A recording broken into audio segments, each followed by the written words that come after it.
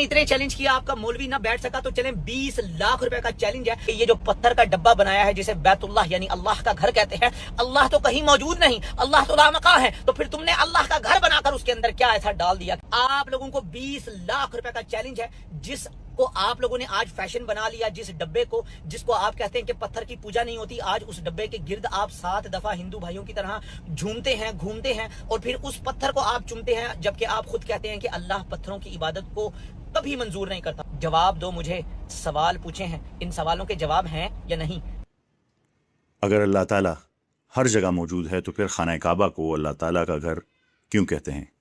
मुसलमान खाना काबा की तरफ मुंह करके नमाज क्यों पढ़ते हैं और खाना काबा के गिर्द गोल गोल 7 चक्कर या तवाफ़ क्यों लगाए जाते हैं? जॉन साहब के ये 3 सवालात हैं जिनके लिए उन्होंने 20 लाख का चैलेंज पेश किया है। जॉन साहब, क्या आपने कभी गौर किया है कि एक एटम के अंदर इलेक्ट्रॉन किस सिमत में घूमता है? सियारे किस सिमत में सूरज के गिर्द घूमते हैं? क्या आपने सोचा है कि ज़मीन अपने महवर पर किस तरफ घूमती है? और क्या आप जानते हैं कि मक्का मुकर्रमा में लाखों इंसान खाना काबा के गिर्द किस सिमत में तवाफ़ करते हैं? इसका जवाब क्या है और ये क्यों ज़रूरी है, आप समझ जाएंगे। जब मैं आपको आपके सवालात का जवाब दूंगा तो आप हैरान रह जाएंगे। तो आते हैं आपके सवालात की तरफ। सबसे पहला एतराज़ जो आपने उठाया कि अगर अल्लाह ताला ज़मान व मकान यानी स्पेस एंड टाइम की कैद से आज़ाद है तो मुसलमान खाना काबा को अल्लाह का घर क्यों कहते हैं, उसे बैतुल्लाह क्यों कहा जाता है? इस गलत फहमी की बुनियादी वजह अरबी ज़ुबान की नज़ाकत और थियोलॉजी को ना समझना है। अरबी ग्रामर में एक तसव्वुर है जिसे इजाफ़त तशरीफ़ कहते हैं, एट्रीब्यूशन ऑफ ऑनर कहा जाता है। जब खाना काबा को अल्लाह ताला का घर कहा जाता है तो इसका मतलब रिहाइश गाह यानी फ़िज़िकल कंटेनमेंट नहीं है जॉन साहब, बल्कि इस मकाम की तकरीम है। खाना काबा इंसानों को मुत्तहिद करने का मकाम है।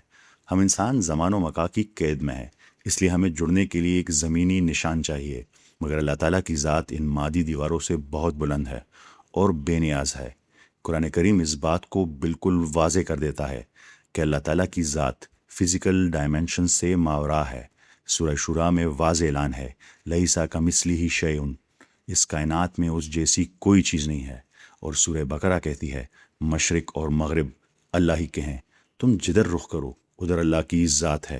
यानी खाना काबा अल्लाह ताला के रहने की जगह नहीं है, बल्कि हम इंसानों के लिए एक रेफरेंस पॉइंट है।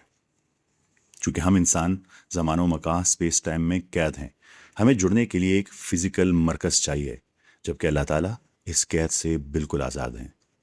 अब आते हैं आपके दूसरे एतराज़ की तरफ। मुसलमान एक पत्थर के घर की तरफ नमाज क्यों पढ़ते हैं, खाना काबा की तरफ नमाज क्यों पढ़ते हैं? क्या ये बुत परस्ती नहीं है? या हमें एक बारीक लेकिन इंतहाई अहम फ़र्क को समझना होगा।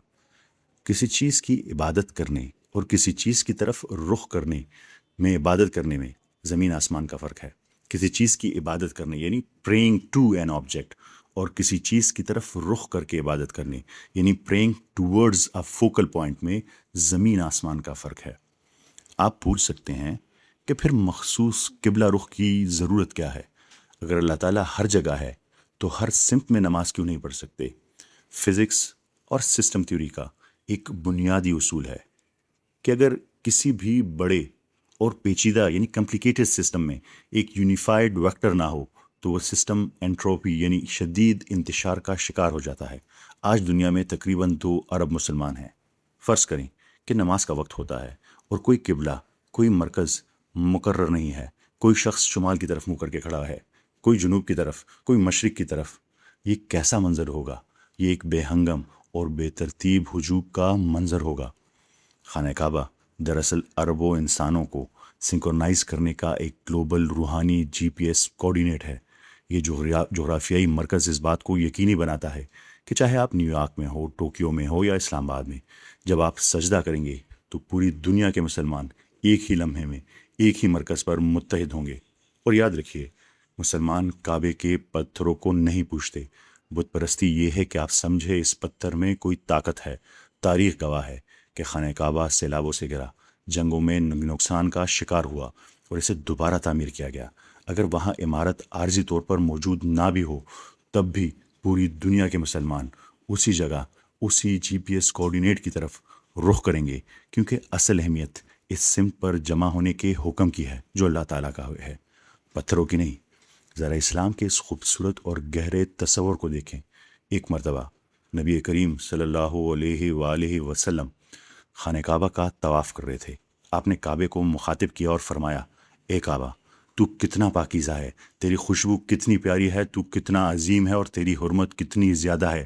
لیکن اس ذات کی قسم جس کے ہاتھ میں میری جان ہے، اللہ تعالیٰ کے نزدیک ایک مومن کے دل اور اس کی جان کی حرمت تیری حرمت سے بھی زیادہ ہے.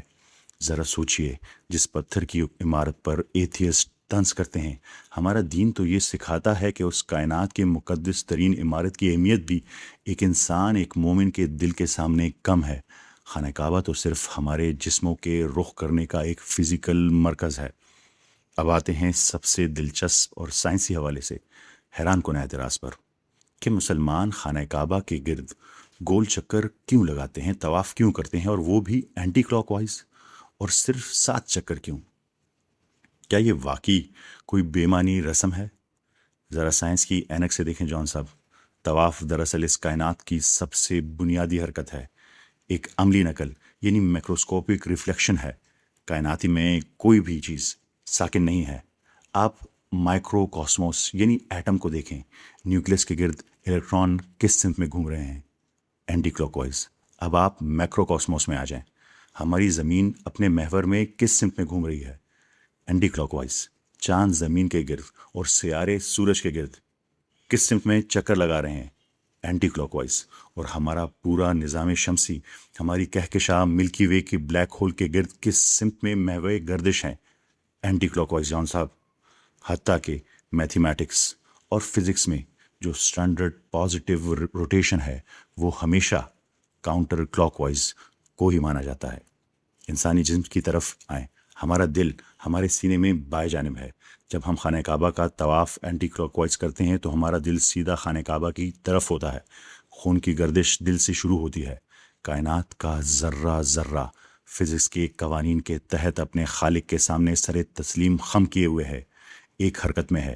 جب انسان طواف کے لیے خانہ کعبہ کے گرد اینٹی کلاک وائز گھومتا ہے تو وہ دراصل کائنات کے اس عظیم الشان رقص، اس کاسمک سمفنی کا حصہ بن جاتا ہے.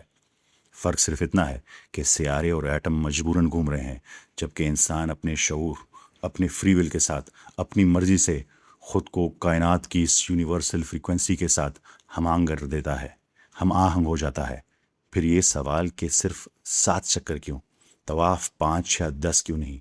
سائنس، فزکس اور کائنات کی ساخت میں عدد 7 تکمیل یعنی کمپلیشن اور پرفیکشن کی سب سے بڑی علامت ہے. کیمسٹری کو دیکھیے، پیریوڈک ٹیبل جو ہے، پیریوڈک ٹیبل کو دیکھیں، اس میں بنیادی طور پر 7 پیریڈز ہیں. کوانٹم فزکس کو دیکھیں، نیل بور کے ایٹامک ماڈل کے مطابق کسی بھی ایٹم کے نیوکلیس کے گرد الیکٹرانز کے زیادہ سے زیادہ کتنے سیل ہو سکتے ہیں؟ 7 شیلز ہو سکتے ہیں، جنہیں KLMNOP کہا جاتا ہے. کائنات کا ہر مادہ انہی 7 مداروں کی ترتیب پر کھڑا ہے. آپ روشنی کو پرزم سے گزاریں، وہ 7 رنگوں کے اسپیکٹرم میں تقسیم ہو جاتی ہے. آواز کی بنیاد دیکھیں تو اس میں 7 بنیادی آکٹیوز ہیں. وقت کو دیکھیں، انسانی تاریخ اور فلکیاتی کیلنڈر میں ہفتے کے 7 دن ہیں.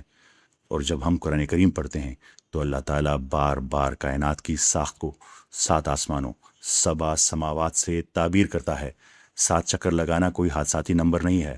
جب ایک مسلمان 7 چکر مکمل کرتا ہے تو یہ اس بات کا علامتی اعلان ہے کہ کائنات کی بنیادی ساخت، ایٹم کے 7 شیل سے لے کر وقت کے چکر 7 دن اور کائنات کی وسعت 7 آسمانوں تک، ہم نے اپنی ہستی کے ہر پہلو کو ایک خالق کے تابع کر دیا ہے. جان شکی صاحب جیسے دوستوں کو شاید یہ محض ایک پتھر کی عمارت اور کچھ بے معنی چکر لگیں، لیکن سچائی بہت سادہ اور گہری ہے. ہم خدا کو کسی عمارت میں قید نہیں کرتے، بلکہ اسے ایک مرکز کے ذریعے پوری انسانیت کو متحد کرتے ہیں. ہم پتھر کی پوجا نہیں کرتے، بلکہ اس پتھر کے خالق کو سجدہ کرتے ہیں. اور ہم بلا مقصد گول گول نہیں گھومتے، طواف نہیں کرتے، بلکہ خود کو کائنات کے اس عظیم نظام سے جوڑتے ہیں جس پر ایٹم سے لے کر کہکشائیں سب محو گردش ہے. اسلام محض چند رسموں کا نام نہیں ہے جان صاحب، یہ وہ سچائی ہے جہاں سائنس، منطق اور روحانیت ایک ہی نقطے پر آ کر مکمل ہو جاتے ہیں. امید ہے آپ کو میرا پیغام مل چکا ہوگا، ورنہ آپ سب دوستوں سے گزارش ہے کہ یہ پیغام ضرور جون صاحب اور ان جیسے لوگوں کو پہنچائے تاکہ انہیں اللہ تعالیٰ کی حقانیت، اسلام کی سچائی کا یقین ہو سکے۔ آپ سب کا بہت بہت شکریہ۔ ملتے ہیں اگلی بار۔ اللہ حافظ۔